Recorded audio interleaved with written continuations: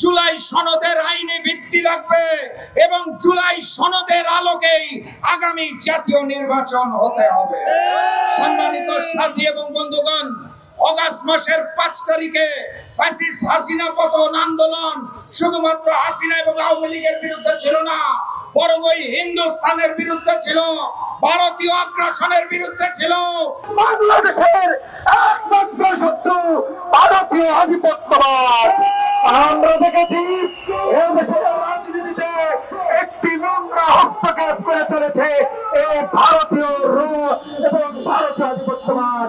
আমরা পক্ষ থেকে এই সরকারকে সাক্ষী রেখে বলতে চাই, সব সবার জন্য রাজনীতি করেছে ভারতীয় আধিপত্যের বিরুদ্ধে, তাদের বিশ্বাস ভেঙে দিতে কণ্ঠ ব্যবহার করছে। আমরা সারা দেশে দিতে 3 দিনের কর্মসূচি ঘোষণা করেছি। সেই ঘোষণার প্রেক্ষিতে রাজধানী জুড়ে আমাদের বিক্ষোভ মিছিল এবং সমাবেশ অনুষ্ঠিত হচ্ছে।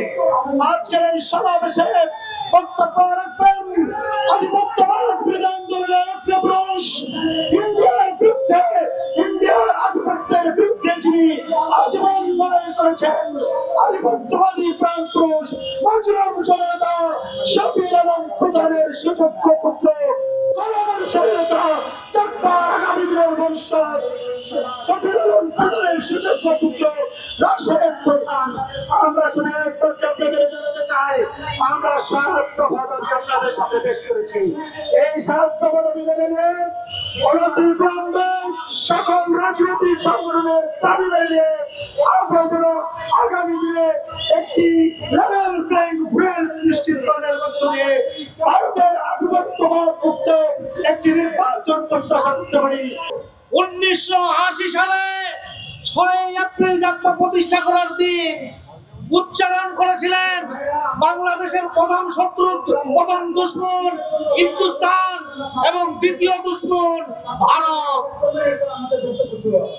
আর কথা বাড়াতে চাই না, এখন আমাদের সামনে বক্তব্য রাখবেন দলের ভাইস প্রেসিডেন্ট মরম সকল আলম প্রধানের উত্তর শুনে জাগপা নেতা জনাব রাশেদ প্রধান।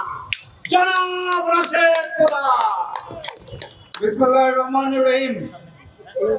জাতীয় গণতান্ত্রিক পার্টি জাগপা আয়োজিত বিক্ষোভ মিছিল পরবর্তী আজকের এই সমাবেশের সম্মানিত সভাপতি, উপস্থিত নেতৃবৃন্দ, বাংলাদেশের বীর জনতা, আসসালামু আলাইকুম।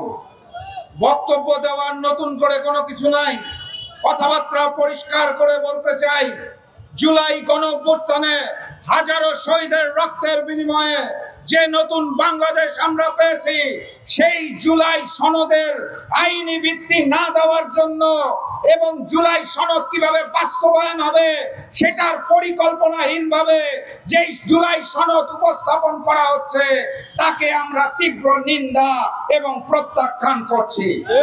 স্পষ্ট ভাষায় জানিয়ে দিতে চাই, জুলাই সনদের আইনি ভিত্তি লাগবে এবং জুলাই সনদের আলোকেই আগামী জাতীয় নির্বাচন হতে হবে। সম্মানিত সাথী এবং বন্ধুগণ, অগাস্ট মাসের ৫ তারিখে ফ্যাসিস্ট হাসিনা পতন আন্দোলন শুধুমাত্র হাসিনা এবং আওয়ামী লীগের বিরুদ্ধে ছিল না, বরং ওই হিন্দুস্তানের বিরুদ্ধে ছিল, ভারতীয় আগ্রাসনের বিরুদ্ধে ছিল, ভারতীয় আধিপত্যবাদের বিরুদ্ধে ছিল। এই নতুন বাংলাদেশে আমরা নতুন করে আর কোন ভারতীয় চক্রান্ত দেখতে চাই না এবং মেনে নেব না ইনশাআল্লাহ। স্বৈরাচারহীন বাংলাদেশ করার জন্য, নতুন বাংলাদেশ করার জন্য আগামী জাতীয় নির্বাচন উভয় কক্ষে পিআর পদ্ধতিতে নির্বাচন ব্যতীত আর কোনো গতি নাই। অতএব উভয় কক্ষে পিআর পদ্ধতিতে নির্বাচন হতে হবে। আমরা জাতীয় নির্বাচনের কালো টাকার ব্যবহার দেখতে চাই না, পেশি শক্তির ব্যবহার দেখতে চাই না, নমিনেশন বাণিজ্য দেখতে চাই না। পিআর পদ্ধতিতে নির্বাচনের মাধ্যমে জনতার সরকার আমরা গঠন করতে চাই। সংগ্রামী সাথী এবং বন্ধুগণ, অন্তর্বর্তী সরকারকে স্পষ্ট ভাষায় বলতে চাই, শেখ হাসিনাকে ফিরিয়ে আনার ব্যাপারে আপনাদের কোনো জোরালো ভূমিকা আমরা দেখতে পাচ্ছি না। কথাবার্তা পরিষ্কার, দিল্লি সরকারকে চাপ দিন, কূটনৈতিক আলোচনা করুন, হাসিনাকে ফিরিয়ে আনুন, ফাঁসি কাস্টে তাকে দেখার জন্য আমরা সবাই অপেক্ষায় রয়েছে। একই সাথে সাথে আওয়ামী লীগ, জাতীয় পার্টি, 14 দলীয় জোটের গণহত্যাকারী দোষর যারা ছিল সকলের অপরাজনীতি বাংলাদেশ থেকে চিরতরে নিষিদ্ধ ঘোষণা করতে হবে। আমরা ভারতীয় প্রভাব মুক্ত নির্বাচন চাই, লেভেল প্লেইং ফিল্ড চাই। ওই শেখ হাসিনা যেভাবে করে দেশকে ভারতের হাতে তুলে দিয়েছিল, সেখান থেকে আমরা স্বাধীন সার্বভৌম বাংলাদেশ চাই। 3 দিনের কর্মসূচির প্রথম দিন আজকে বিক্ষোভ মিছিল হয়েছে। আগামীকাল 7টি বিভাগীয় শহরে গণসংযোগ হবে জাকপার পক্ষ থেকে, এবং 26 তারিখ সকল সাংগঠনিক জেলায় জাকপার 7 দফা দাবি নিয়ে বিক্ষোভ মিছিল হবে।